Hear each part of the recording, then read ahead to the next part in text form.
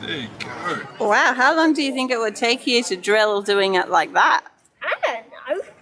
Oh, A very long time? I don't know. I said I don't know.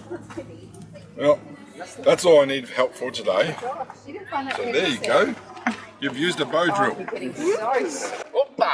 There you go. So what happens is, do you want to keep going, sir? A little bit hard, so oppa! So what happens here, as you can see, it's slowly just grinding this flour. It's taking it further and further and further out.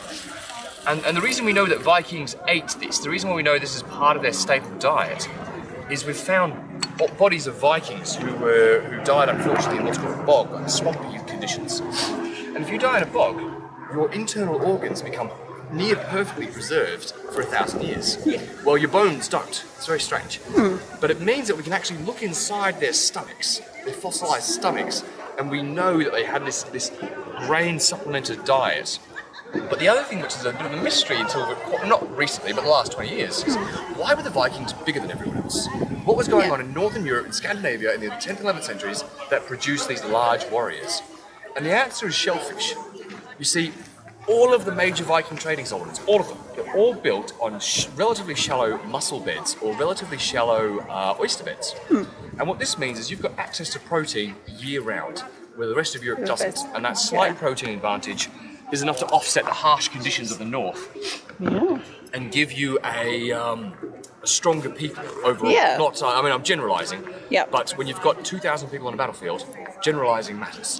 And so the Viking exports, their trading, they're up here in the north, comes back to this protein, you see, because one, they're transporting furs. They're bringing furs from Scandinavia to the rest of Europe because their furs are the nicest, because lush animals living there. Two, they're bringing out the world's best steel at this stage.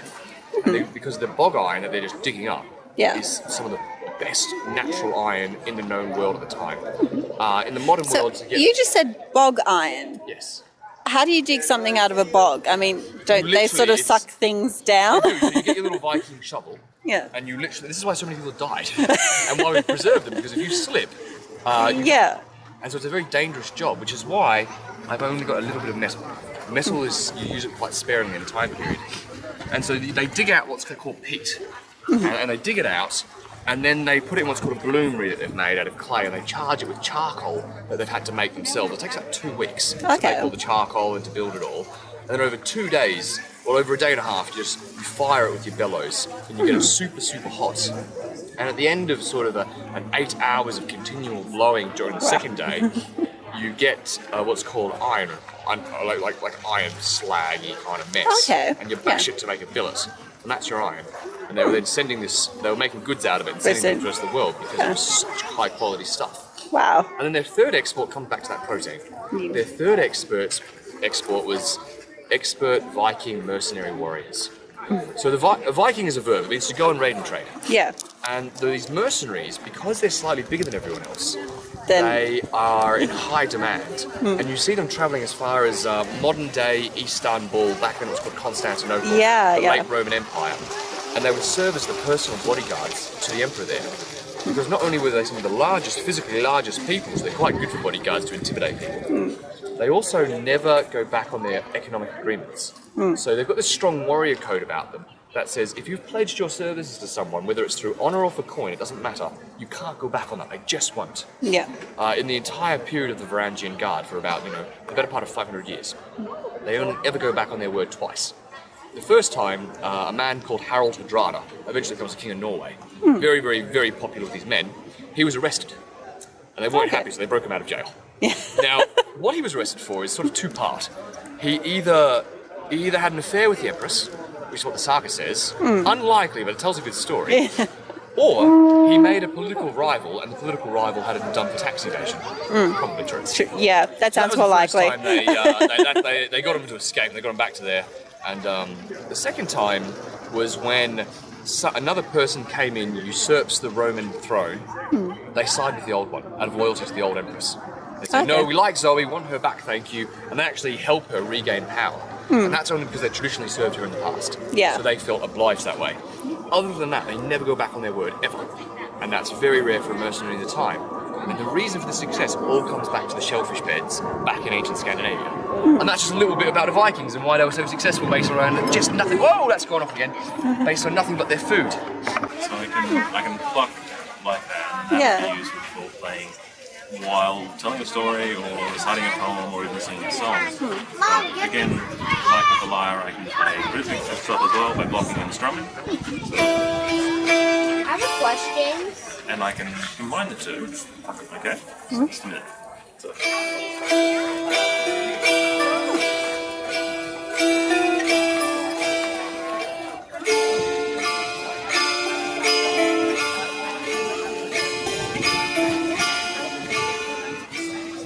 And if I need to go quickly, I can go a bit quicker.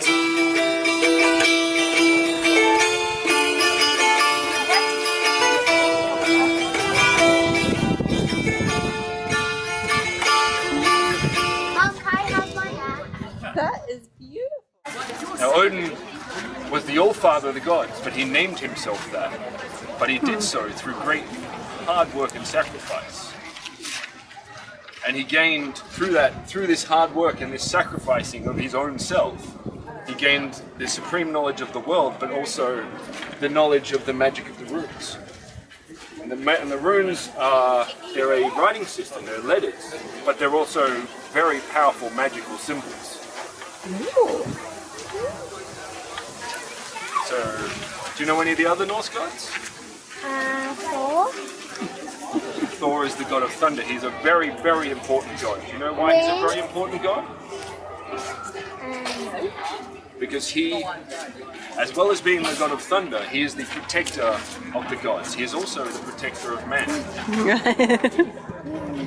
Loki.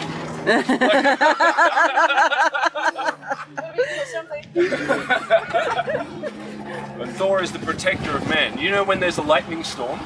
You ever seen you've seen a lightning storm? And there's loud thunder and big flashes of lightning? Yeah, and that is Thor fighting the frost giants. He's protecting the world, us, from the frost giants. That's pretty cool. So whenever you shouldn't fear a thunderstorm, because when you see the flash of lightning, that is him throwing his hammer at the frost giants to defeat them. Yeah, bone. So when you make a stew for dinner, you can save the bones afterwards. Stuff it up with beeswax, both ends. it says recorder. It's just like a recorder, and I'm just as bad at playing as I am at playing a recorder.